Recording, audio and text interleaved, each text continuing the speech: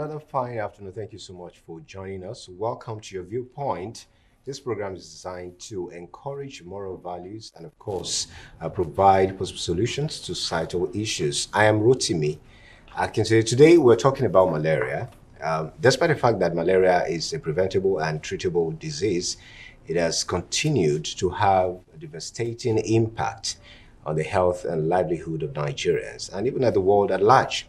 Today, we're looking at measures we need to take as a people to see how to prevent consistently malaria and see what to do, how to handle it properly when it happens. I have in the studio this afternoon, I have the acting medical director, Best Hope Hospital, that's Dr. Amos Kojima, Dr. Amos Alex Akojima Graham. Thank you so much for joining us. Good afternoon.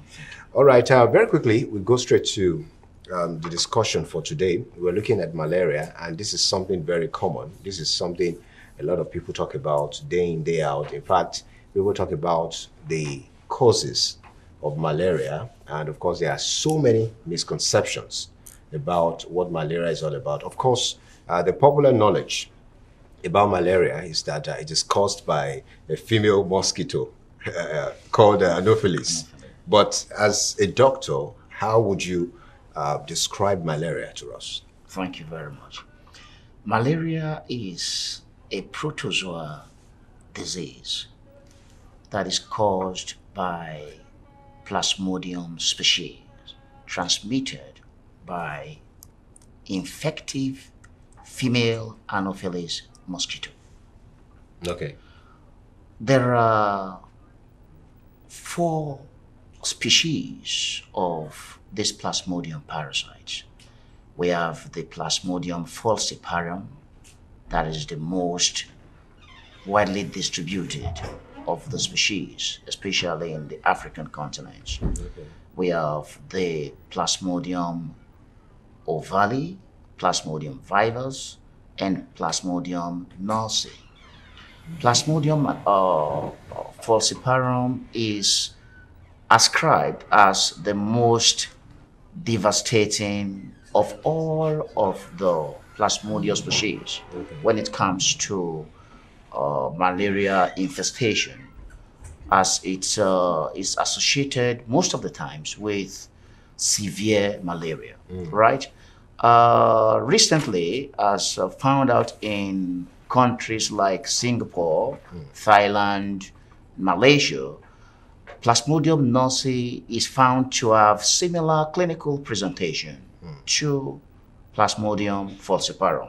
So as a matter of fact, the management of malaria from Plasmodium falciparum is similar to Plasmodium nulci malaria. All right, let's quickly look at it from a simple perspective, so to speak. Now, people talk about, you have also talked about the female mosquito, the Anopheles. Yes. Now, is there a need for people to even determine which one is causing malaria? Is there a need for that? There's really no need for that, because as a matter of fact, yes, looking at the mosquitoes around us, there is no way you will know which is which. As a matter of fact, it's only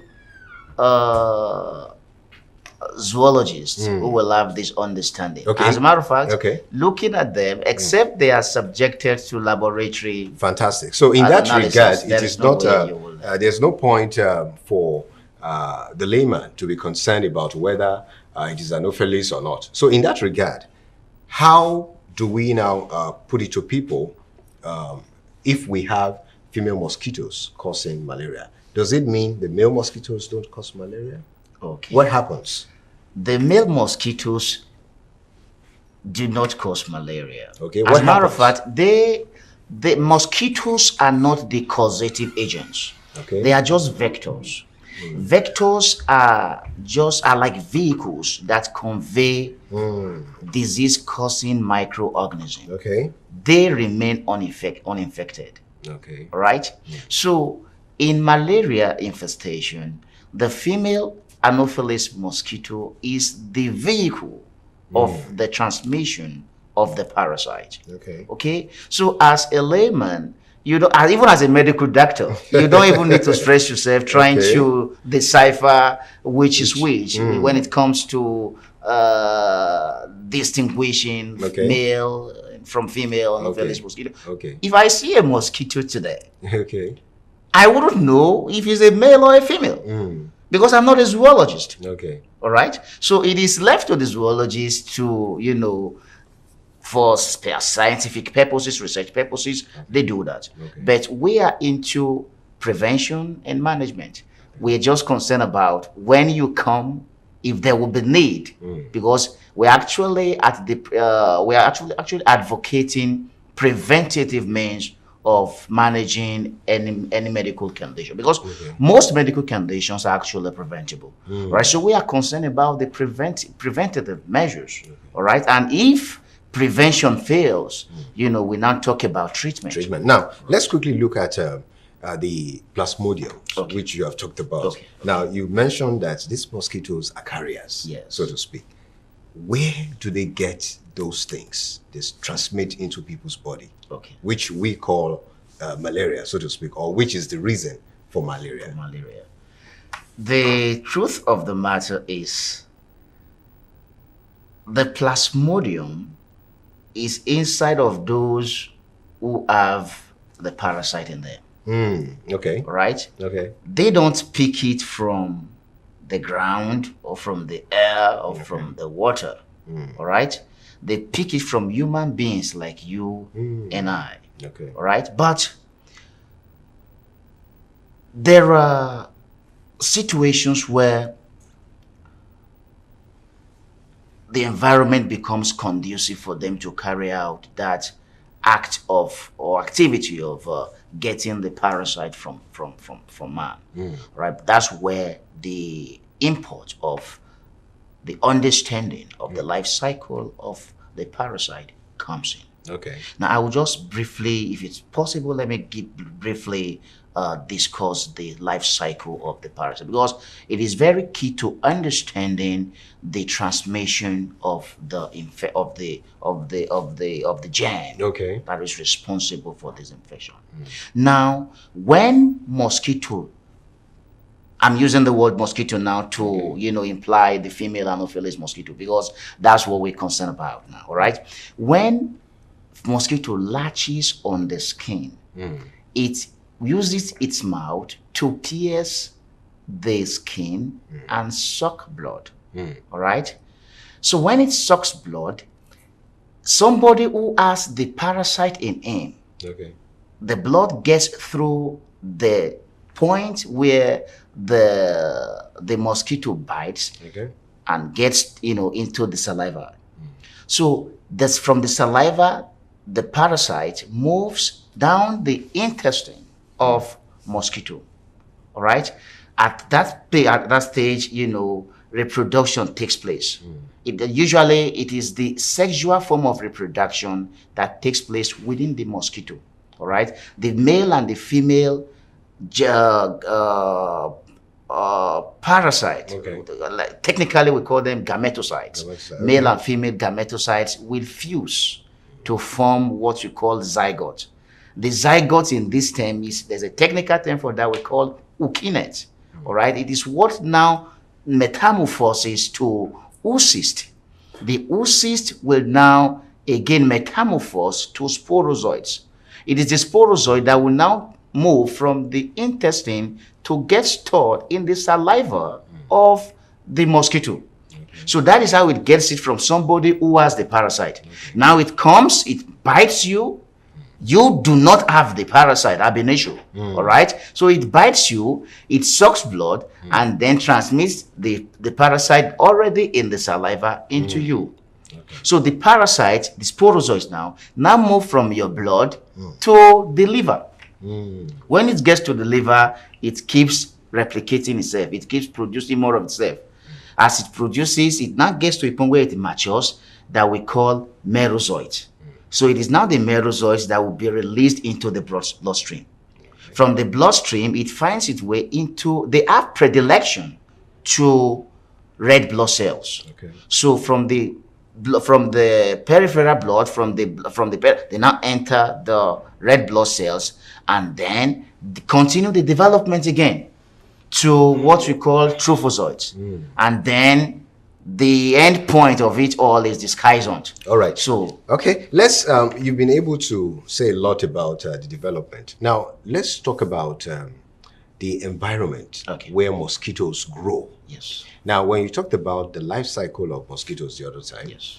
I was thinking you were going to talk about the what we were taught in school back then.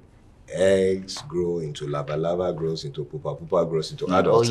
Oh yes. It's you know, we have different life cycles. Okay, You know. fantastic. So let's look at how our environment, because I know we cannot leave out environment when it comes to environmental factors, when it comes to development of mosquitoes and all of that. So to what extent would you say our environment has something to do or has a lot to contribute to development of mosquitoes? Yes, the growth of mosquitoes. And how do we work on that as a people? Yes, the environment plays a very tremendous role in the life cycle of mosquito and ultimately in malaria burden. Mosquitoes thrive in an unhygienic, dirty environment. So where you find stagnant water, you will find mosquitoes there, because that is the favorable environment they need to reproduce. All right. So environment plays a very crucial role, because first of all, it is the ingredient that is required for the proliferation of mosquitoes, and that will ultimately result in increments in the malaria burden we have in our society. Okay, but then you talked about stagnant water. Yes. But don't forget that when there are situations whereby we have this dry season, so to speak, and you still find mosquitoes. In fact, very wicked mosquitoes, in quotes. Yes. What happens at that point? You know, all organisms have seasonal distribution. Right? Usually, in the rainy season, we have a lot of mosquitoes. Because of the fact that there are ports where we have stagnant water for them to produce more of themselves. But when dry season comes, we really don't have more of them. But that does not mean that mosquitoes have either gone hibernating or they've gone on exile. Not at all. It's just that the burden, the propensity for them to produce more of themselves reduces naturally. But in the practical sense of it, it is not what obtains. Because if your environment is tidy, Mr. B's environment may be unhygienic. So there are mosquitoes that are there producing more of themselves. All right? And they fly in the air. So if you are able to protect yourself by having a very clean environment, it does not protect you from coming down with malaria, because Mr. B, who lives, in a very dirty environment, breeds mosquito. All right, and they will find your ways to where you stay and place with you. So in that regard, what are you supposed to do? You have neighbors that are dirty, or you live in a neighborhood that is quite dirty. Yes. What responsibility do you have to protect yourself? That is why the role of education comes in. Right? Really, we have a lot of people who are ignorant of the fact that stagnant water plays a very crucial role in the procreation of malaria. They should be educated. We should let them know that this dirty environment, presence of stagnant water, are factors that allow the growth and reproduction of mosquito. But the truth of the matter is this: even the farmer we have out there knows that malaria reproduces. Knows that mosquito reproduces itself in stagnant water. They will see and pass by. Tomorrow they will come and dump refuse in that same stagnant water, and more of it more of the more mosquitoes will produce themselves. Okay. All right. So what are the measures to prevent stagnancy or accumulation of stagnant water in our environment today? Environmental sanitation is very vital. All right. We should understand that the government cannot do everything for us. We have a very important role to play in ensuring the safety and conduciveness of our environment. Walking on the street today, you see people dump refuse indiscriminately. That is absurd. All right. Having a clean environment, cleanliness, they say, is next to godliness. All right. That's right. Having a clean environment will reduce tremendously medical hospitalization for malaria, because if the environment is clean, there is no way mosquito parasites will breed, and if they do not breed, there is no way there will be transmission of malaria parasite. All right, let's look at misconceptions about the causes of malaria. Okay. We've talked about mosquitoes being the cause of malaria. Now, is mosquitoes the only cause of malaria? Okay. Truth of the matter is there are misconceptions. People will come to tell you that whenever they are stressed, they will come down with malaria. Okay. Or when they drink dirty water, they come down with malaria. That is spurious. There will never be malaria without mosquito. And the only way you have this malaria is when an infective female Anopheles mosquito transmits the parasite into your bloodstream. So you're saying there's no malaria without mosquito? Yes. Wow. That's interesting, because we've also seen people talk about the fact that, the sun, when you stay under the sun for too long, in fact, you see parents, get out of the sun, that could bring about malaria. How true is that? The truth of the matter is you cannot underestimate the role of ignorance in the development of diseases. The truth of the matter is this: when one has malaria, there are times when I discussed the life cycle, I got to a point where I said some of the in the stages of the development, yes, some of the parasites, that we call merozoites, will enter the bloodstream. From there, they enter the red blood cells. Each time the red blood cell bursts, there is a spike in fever. There's a spike in temperature. All right. So when there is rise in temperature, it lasts for some minutes, and then the person will not be shivering and ask cold. All right. The cold that the person has is called chills. That chills makes them. They get relief by staying in a sunny environment. All right. Okay. Or to be honest with you, when you have the chills, from malaria, you stay under the sun. You enjoy it. You feel better. Okay. So that's what that's what underlies the misconception. People have bring about the malaria. fact that sun brings about malaria. Okay, fantastic. Yes. We will get to talk about the symptoms, the signs we'll see when somebody has malaria. Okay. We will go on this break, and when we're back, we'll talk more. I've been speaking with Dr. Amos Alex Kojima Graham, and we'll be back. Please go nowhere.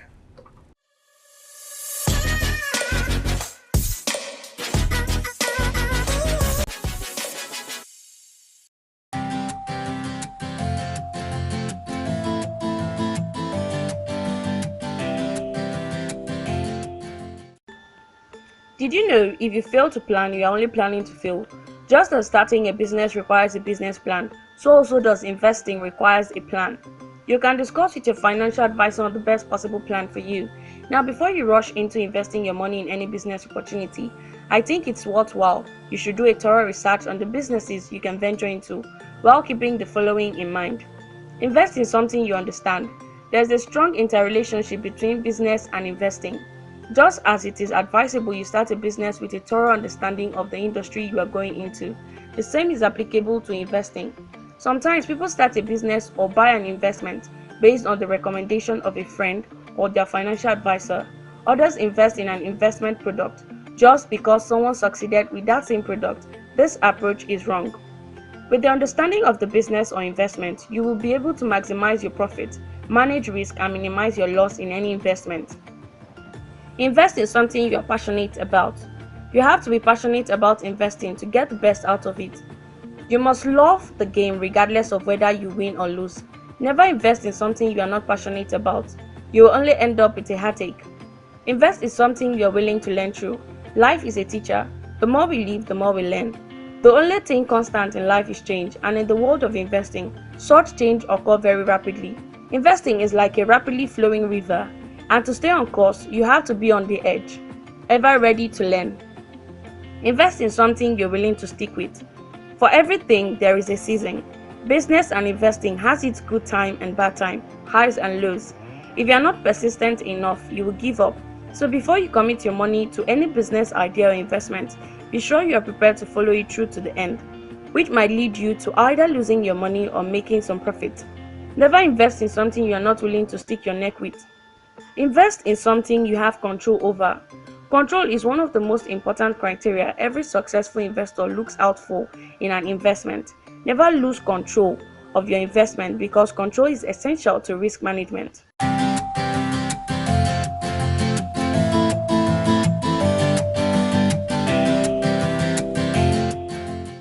All right, thank you so much for staying there. You're still watching Your Viewpoint, and we're still talking about malaria prevention and treatment. I've been speaking with Dr. Amos, and we have been talking about the reasons for malaria, how mosquitoes develop and all of that, the misconceptions, and all of those things you need to know about what malaria is exactly. But this time around, let's really talk about the symptoms. Before we went to that break, we talked about the symptoms, just one or two, regarding how you stay under the sun and you feel better. Yes. And when it's evening, then you feel cold. That is quite common. Yes. A lot of times. So let's quickly look at the symptoms you tend to get when you are having malaria. Okay. Now, I like to let us know that there are no hard and fast rule when it comes to the signs and symptoms of malaria. Meaning, there are no signs or symptoms that are specific for malaria because most of the clinical features a patient that has malaria presents with can be found in other ailments, such as bacteria and other parasitic infections. But in a nutshell, there are salient features that must be present that you see most of the times in patients that have malaria. First, you have headache. They will tell you they have this dull, aching headache that does not abate after using painkillers, right? They will have fever, and this fever has is a unique feature in that when the fever is simply elevation of body temperature, right? So most of the times in patients that have malaria, there are times the temperature will be high. When it goes high, they will be hot. And most of the time when you check with thermometer, you discover that it is high. At least you see something above 37.5 degrees Celsius, right? You could see as high as 39, even as high as 40 degrees Celsius. But on a normal right? day, it should be at what level? On a normal ground for adults, their body temperature should be between 36.5 to 37.5 degrees Celsius. For children, their normal body temperature should be between 36.5 and 37.2 degrees Celsius.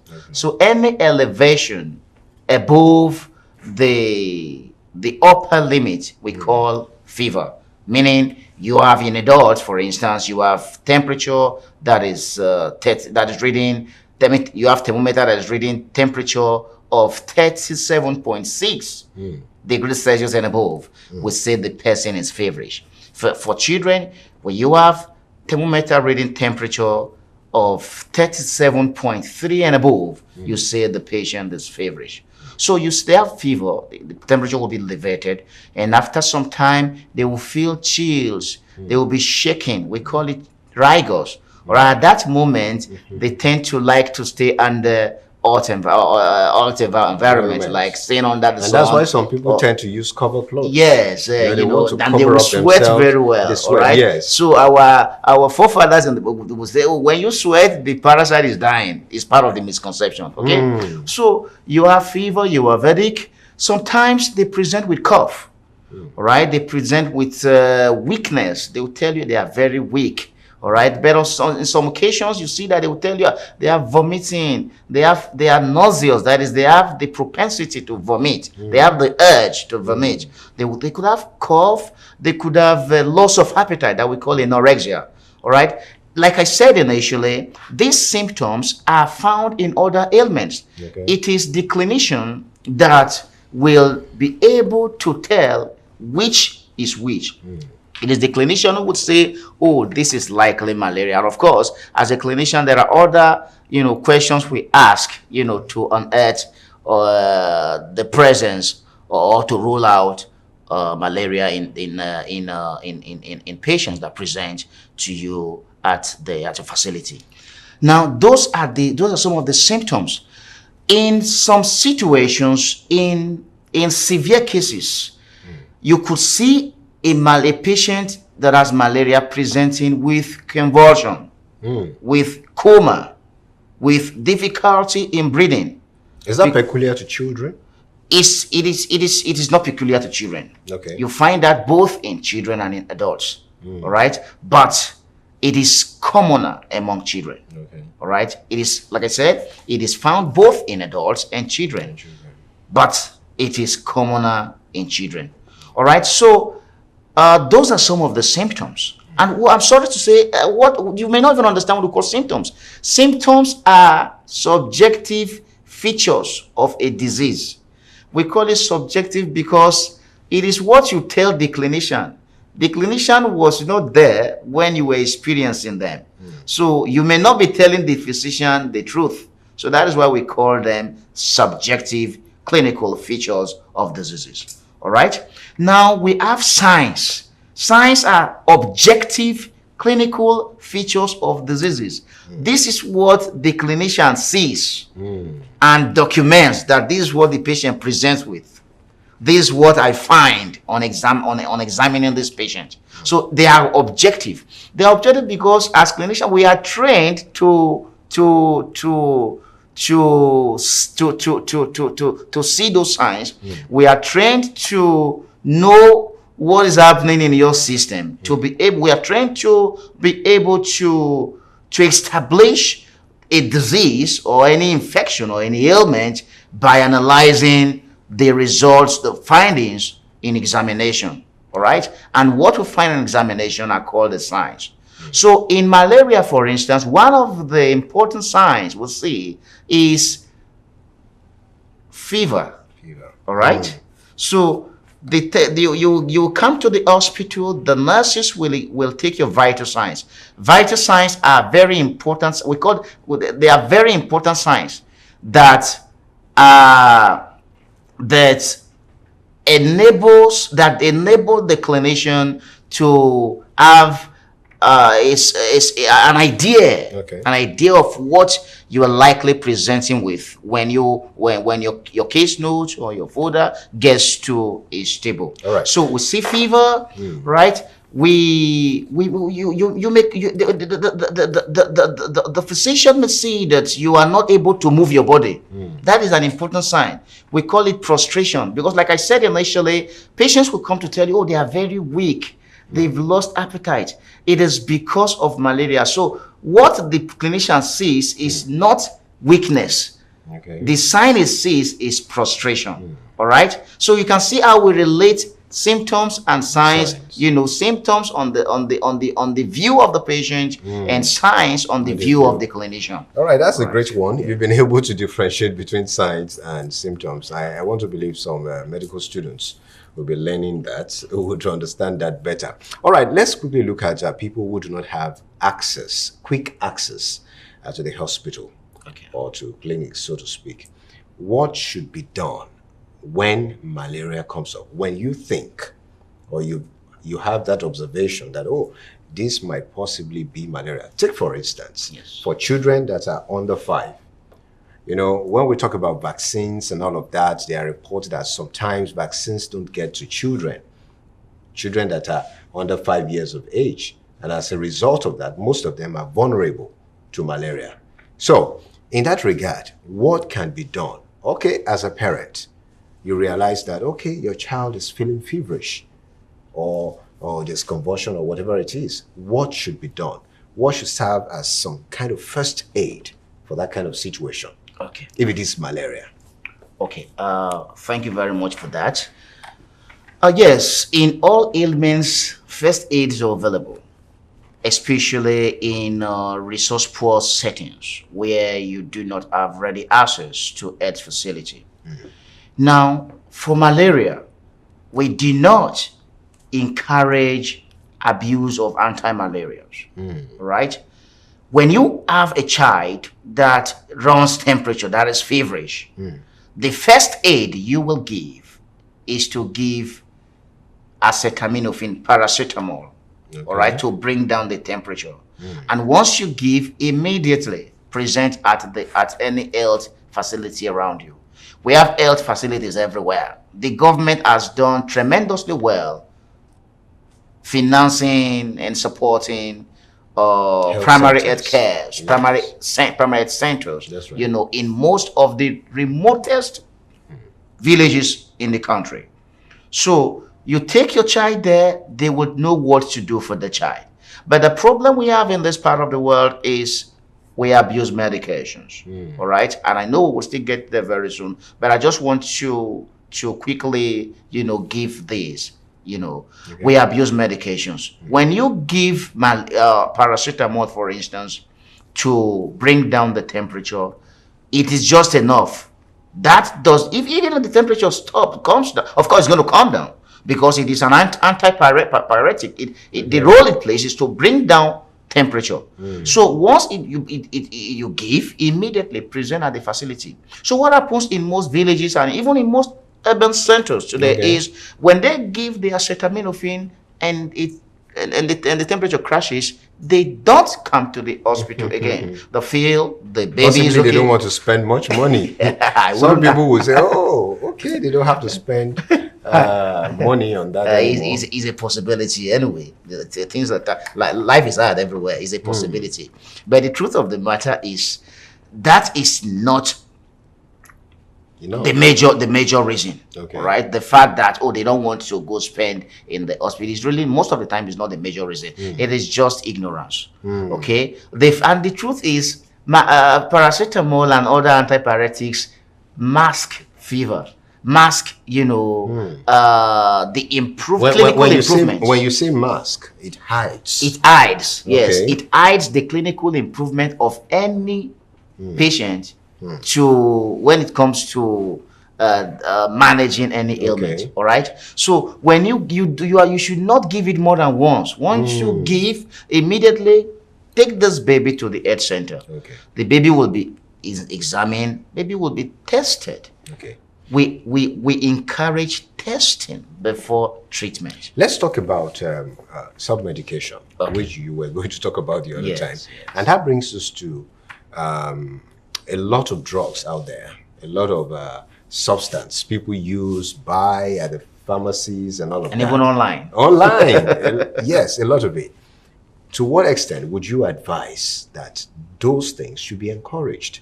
Because sometimes people just say, okay, they feel okay, once this thing, they mention some substances, so to speak, as part of what is used to make that drug. And they feel, okay, once they have that, the malaria will go and they start taking it just like a doctor has prescribed. What is your advice? And don't forget the fact that we have pharmacists in some places. Yes. So with the presence of a pharmacist, prescribing all of these drugs, do you think it's still safe? Do you think it will still mask the malaria, so to speak? The truth is this. We have pharmacists everywhere. We have chemist shops everywhere. They are not trained to diagnose diseases. It is the onus of medical practitioners to diagnose diseases. That's what we spent over 6 years studying in the university. All right. So long as you have changes, abnormal changes in your system, know that there is a problem. So it is telling you, those changes are telling you that it is time you went to see a doctor. All right. I can never subscribe to self-medication, because now, in the past, medications were on ground to treat malaria, and other ailments. We are in a very dangerous era now, era of resistance of germs to medications. It is because of the negative role self-medication has played in our system, right? When you suspect you have malaria, do not use anti-malaria. Do not self-medicate. Go to any health center where appropriate diagnosis can be made and you are treated. Now, the negative consequence associated with self-medication in relation to malaria management is resistance of the parasite to treatment. We have treatment failures. All right. When you think you have malaria, it may not be malaria. It could be any other disease. It could be any other infection.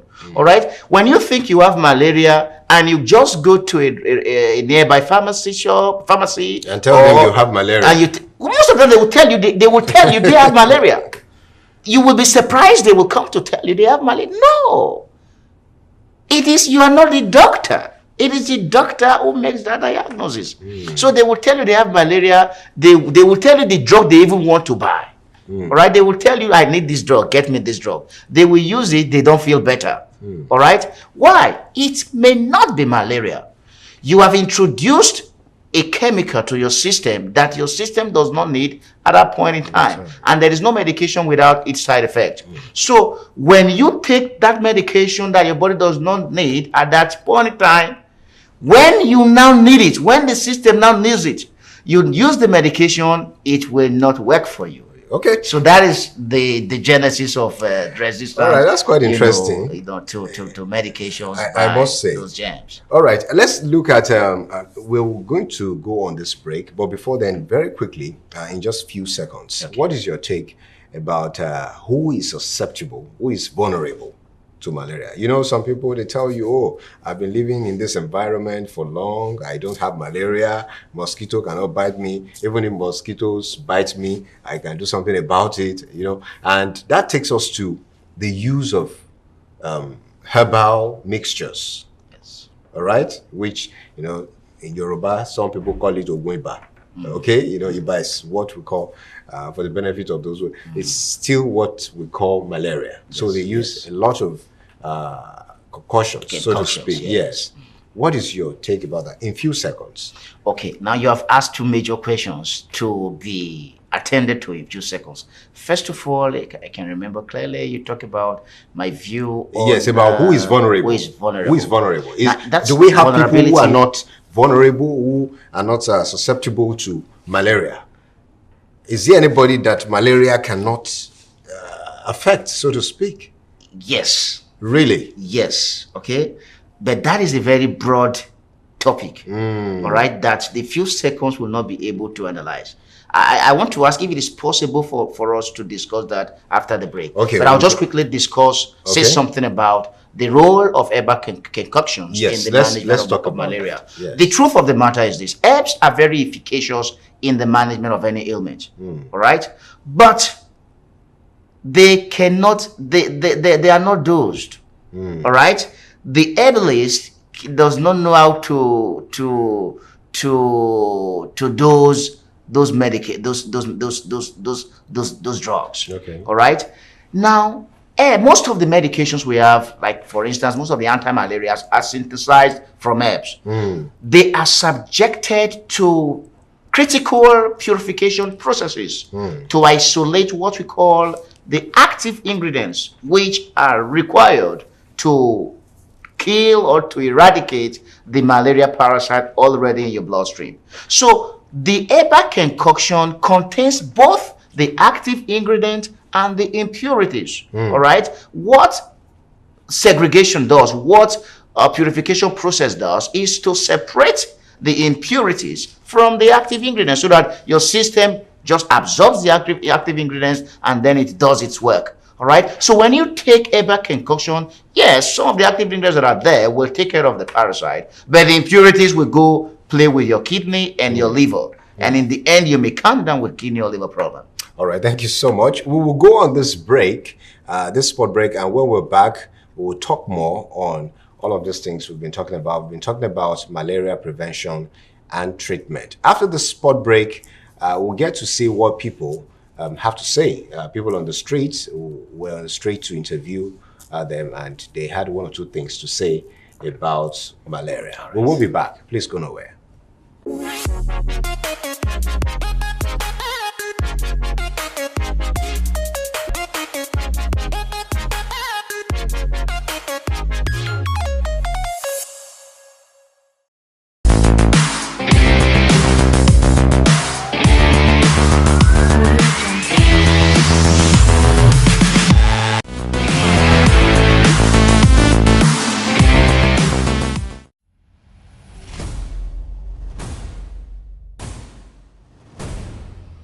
The first official World Cup was played in August 1930, and since then the tournament has been held every 4th year, with exceptions for interruption due to the Second World War. There were, however, unofficial pre-FIFA World Cups already in the late 1800s, in a time when only few national teams existed. Another unofficial World Cup arranged before 1930 was Sir Thomas Lipton Trophy, held in 1909 and 1911. Besides that, the Summer Olympic football competitions will be a mark of which the best national teams were before 1930. The Olympic tournaments consisted, however, only of amateur teams. The World Cup became the real deal. The FIFA World Cup is a tournament of men's national teams that determines the sports world champion. It is likely the most popular sporting event in the world, drawing billions of television viewers every tournament. The equivalent event for women's national football teams is the Women's World Cup. The cup awarded from 1930 to 1970 was the Jules Rimet Trophy, named for the Frenchman who proposed the tournament. This cup was permanently awarded in 1970 to the then three-time winner Brazil, 1958, 1962 and 1970, and a new trophy called the FIFA World Cup was put up for competition. Many other sports have organized World Cup competition. The 2022 FIFA World Cup is an international association football tournament contested by the men's national teams of FIFA member associations. It is the 22nd FIFA World Cup, a worldwide football tournament held once every 4 years. It is taking place in Qatar from 20th November to 18th December 2022. This is the first World Cup to be held in the Arab world and the second World Cup held entirely in Asia after the 2002 tournament in South Korea and Japan. At an estimated cost of over $220 billion, it is currently the most expensive World Cup ever held. France are the defending champion, having defeated Croatia 4-2 in the 2018 FIFA World Cup final. This tournament is scheduled to be the last with 32 participating teams, as the field will increase to 48 teams for the 2026 edition. Because of Qatar's intense summer heat, this World Cup is held during November and December. It is being played in a reduced time frame of 29 days. 64 matches are being played in 8 venues across 5 cities. The opening match was between Qatar and Ecuador at Al Bayt Stadium, Alco. In their first ever World Cup appearance, Qatar lost 2-0, becoming the first host nation to lose their opening game. The final will be held on 18 December 2022 at Lusail Stadium, coinciding with Qatar's National Day.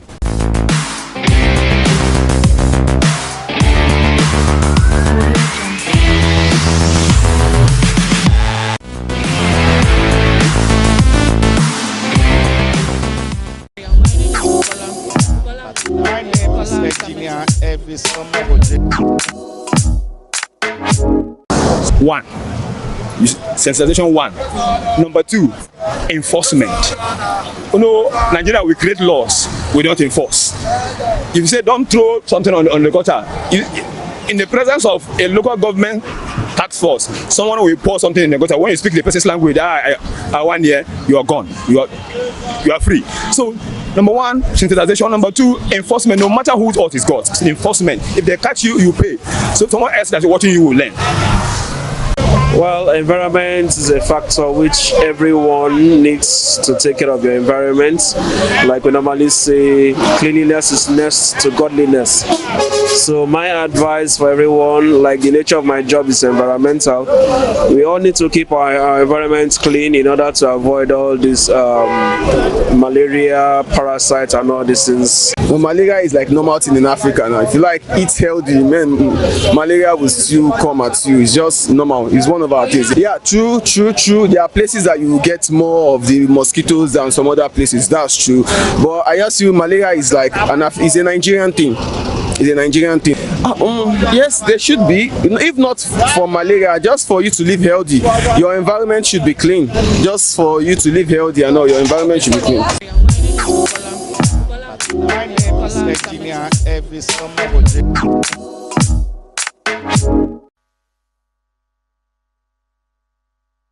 About malaria prevention and the treatment. On your viewpoint, I still have Dr. Amos in the studio, and the other time we were talking about whom malaria can affect. Some people will tell you they've been living in a particular environment for years, and they don't think mosquitoes can have effect on them, so to speak. Yes. So is it possible to have people whom malaria cannot bring down, so to speak? Yes, I will say a yes to that, because there are people who over time have developed immunity to malaria. The reason is not far-fetched. Most of the times, those set of individuals, when they were growing up, were candidates for malaria parasite, meaning they usually come down with malaria most of the times twice a month, 3 times in 6 months. Like it was frequent in them. All right. So what it does to them then is it was building their immunity. All right. So long as they remain in high malaria burden environment, with time the immunity will be built up. All right. It will get to a time in their later life that even if they are exposed to, they live in a house that is filled with mosquito and they are bitten, several parasites were infused in them, most of the times the parasites will die natural death in them. Wow. They will not present with any symptom because of the immunity they have built over time. But that immunity only remains. They only enjoy that immunity so long as they remain in malaria, in malaria endemic area. Okay. Endemic means is high burden. Okay. All right, a zone, an area where the burden of malaria is very high. Okay, so long as they remain there, they enjoy that immunity. But when they leave malaria endemic area for another area, for instance, a low endemic area, let's say they go to the USA or they go to the UK, they stay there for some years, that immunity is lost. And when they come back to Nigeria, the propensity that they will have malaria, and sometimes in a very severe degree, is very high because the immunity is already lost. So it is not a lifelong immunity per se, all right? But there are people who have some levels of immunity, to malaria parasite. Wow, that's interesting. And and in that regard, okay, you want to add something? Yes, that is how that's on the one side. Okay. Then there are some people, by virtue of their genotypic configuration. Okay. All right. You're talking about genotype now. Yes. Okay. All right. By the virtue of their genotypic configuration, they have some levels of protection against severe malaria. They can still come down with malaria. All right. So there is a misconception in the past that people who have sickle cell anemia trait, all right, like those who have sickle AS, they say AS. No, most of the time they talk about AA. Yes. The AA genotype. Yes. That most of the time they, They always get come because down of with malaria. Yes. Yes. The misconception I want to correct now is the fact that those who have genotype AS they can't come down with malaria. That is wrong. It's a misconception. They can come down with, as a matter of fact, I've treated several who come down with malaria. But the thing is this, hardly will you see them present with severe malaria. Okay. All right, because of the inherent immunity they have in them by virtue of the presence of an abnormal genotype in them. All right, so they can come down with malaria, but they cannot. Most of the times they don't present with severe malaria. And the fact is this, even if they present with severe malaria, they recover, they don't die from severe. Any other thing can kill them. Severe malaria cannot kill them. Wow, that's interesting. Yes. Okay, in that regard, it doesn't mean that whether you are AS or you are AA, whatever your genotype You is. can come down with malaria, sir. Yes. Yes. But in that regard, can we say malaria kills? Malaria is a killer. Malaria is one of the killer diseases we have in the world today. As a matter of fact, the burden of malaria is so much that a lot of measures are going on to eradicate it. Researches are going on to compound vaccines to bring about permanent eradication of the other time malaria. you talked about severe malaria. Yes. So I would like you to briefly explain that. At what point do we regard it as severe? Okay. Yes, malaria could be simple, uncomplicated, or severe. Okay. For severe malaria, there are some parameters that we look out for as clinicians. Okay. If a patient comes and he or she is prostrated, initially I said something about prostration, that when they come, they are so weak, they are lethargic, they cannot do anything. That is an indication for inpatient care. It is a sign of severe malaria. All right. That is after doing the appropriate test and you find out that there is a malaria parasite in the system of the person. Another one is they are convulsing, or they come in coma, or they come, their blood sugar is very low, or they come, they are very pale, they have lost a lot of blood. Their blood level is very low. Is a sign of severe malaria. So they will need to be admitted. All right. Yes. Okay, we will get to talk about all of those things you talked about, the blood sugar. A lot of people really do not understand what it means, blood sugar level and all of that. Maybe some other time when we invite you, we'll be able to talk more about that. We've talked about a lot of things here, malaria prevention and how it can be treated, the right thing for you to do when you observe, you think it's malaria, because you do not have the capacity to know that it's malaria. That's you have to be tested. So that's why you should go to the nearest hospital around you. Thank you so much for coming on the show. I've been speaking with Dr. Amos Alex Kojima Graham. Thank you very much for coming on the show. Sir. Thank you. All right, he's the acting medical director at Best Hope Hospital. Of course, we will be back again next time. Be sure to join us, and of course, we will be talking more about issues that affect everybody. Thank you so much. This is your Viewpoint. It returns next week by God's grace. I am Rotimi Akitude. Bye for now.